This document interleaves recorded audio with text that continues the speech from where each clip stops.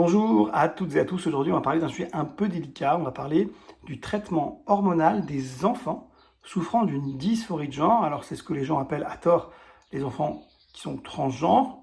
C'est un peu plus subtil que ça. La dysphorie de genre, c'est un trouble psychiatrique dont les gens souffrent manifestement avec un diagnostic psychiatrique. Alors, il y a une actualité, pourquoi on en parle? Parce qu'il y a une actualité. Les Anglais, via leur sécurité sociale, leur NHS, ont décidé, avec beaucoup de retard, de suivre les recommandations scientifiques de leur propre organisme scientifique, avec les recommandations qu'on appelle les NICE, N-I-C-E, qui est de dire, jusque-là, on recommandait, on remboursait les traitements hormonaux chez ces enfants, entre guillemets, transgenres, et maintenant, on ne le recommande plus. On ne le recommande plus, pourquoi? Eh bien, pour deux raisons qui sont très simples. C'est qu'en l'état actuel des connaissances scientifiques, nous n'avons pas d'éléments permettant d'avoir suffisamment de certitude quant à l'efficacité du traitement hormonal qui consiste à bloquer finalement l'imprégnation hormonale de l'enfant, d'accord? Et on n'a pas non plus suffisamment de garantie de la sécurité d'emploi de ces médicaments. Qu'est-ce qu'il va advenir à court, moyen et long terme pour ces enfants? Est-ce qu'ils n'auront pas trop d'effets secondaires? Voilà. Donc, on n'est ni sûr de l'efficacité, ni sûr de la sécurité d'emploi de ces bloqueurs d'hormones, pour faire très simple.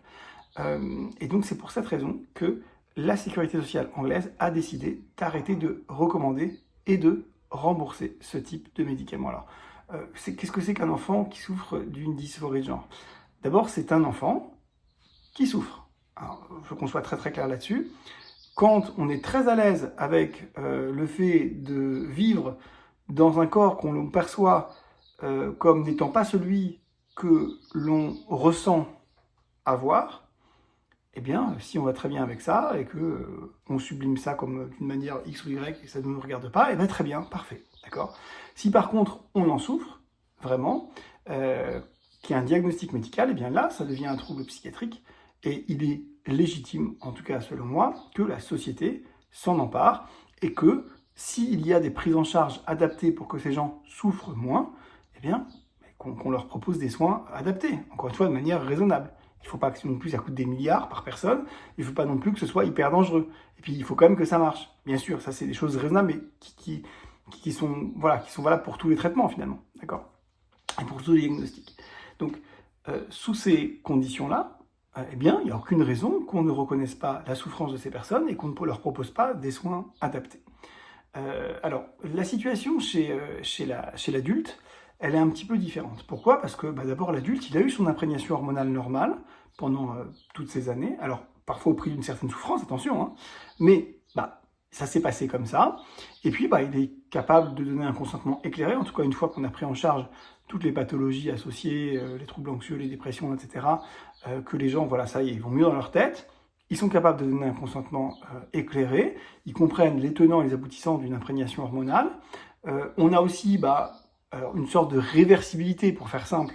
C'est-à-dire que si ça ne marche pas, on peut, entre guillemets, revenir en arrière. C'est un peu plus compliqué que ça, mais grosso modo, on peut un peu revenir en arrière. Donc voilà, on se trouve face à quelqu'un qui est adulte, qui peut donner un consentement éclairé, et pour lequel il y a une sorte de retour en arrière possible. Bon, ça se défend. Alors le niveau de preuve, il n'est pas très élevé, pour dire que ça change la vie des gens. Clairement, le niveau de preuve, il n'est pas très élevé, mais il existe quelques données scientifiques qui laissent entendre que ça pourrait être efficace. Donc, pourquoi pas? Le coût, il est raisonnable, on va dire. En tout cas, il n'est pas délirant par rapport à ce qu'on peut voir dans certaines disciplines où une seule injection coûte 20 000 ou 30 000 euros. Enfin, bref, ça c'est un autre débat. Donc, on n'est pas du tout sur des choses complètement à côté de la plaque. Le coût pour la société, bon, il peut s'entendre. Il peut s'entendre. La chirurgie, chez les personnes souffrant d'une dysphorie de genre, qui veulent changer de sexe, alors c'est plus lourd. Il y a un processus en France qui est assez contraignant, mais qui me semble plutôt cohérent. Et alors là, par contre, il n'y a pas de réversibilité, et donc il est très important d'informer très très très clairement les patients que voilà, l'efficacité, elle n'est pas extraordinaire.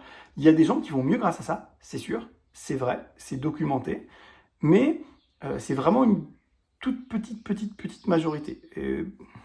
Alors ça dépend de quels critères on prend, à vrai dire, mais les résultats ne sont pas du tout, c'est-à-dire qu'il ne faut surtout pas vendre ça aux patients en disant voilà, je sais que dans votre tête, vous souffrez de voir dans votre reflet et de voir dans le regard aussi des autres parfois un corps qui ne vous semble pas être le vôtre, d'accord ? d'accord? Une identité qui ne semble pas être la vôtre, et je suis sûr que vous attendez, et je suis sûr que vous pensez qu'en changeant, entre guillemets, cette image externe, quand vous allez vous voir, et quand aussi les autres vont vous voir, et vous considérez différemment, vous pensez que vous irez mieux.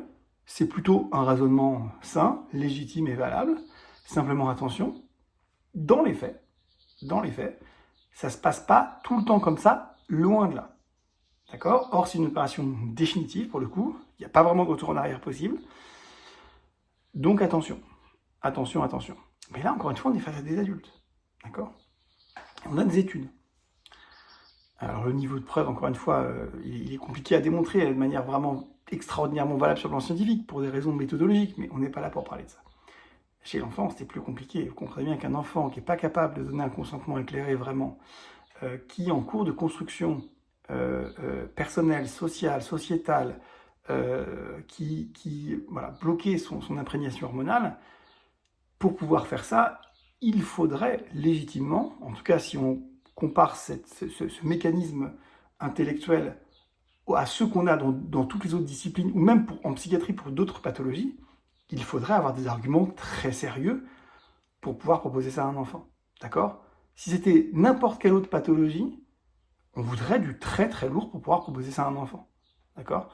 Parce qu'encore une fois, c'est un enfant, c'est pas vraiment réversible, c'est très très très sérieux. D'accord? Et bien là, on manquait de ces données scientifiques, à la fois en termes d'efficacité et de sécurité. Et donc, légitimement, en tout cas sur un plan scientifique, légitimement, les Anglais ont décidé d'arrêter, de recommander et de rembourser les hormones chez les enfants souffrant d'un trouble de dysphorie de genre. Voilà, écoutez, j'espère que c'était clair pour vous. Moi, je vous dis à très bientôt dans une vidéo, mais n'oubliez pas, surtout pas, de vous abonner, de partager et de liker cette vidéo.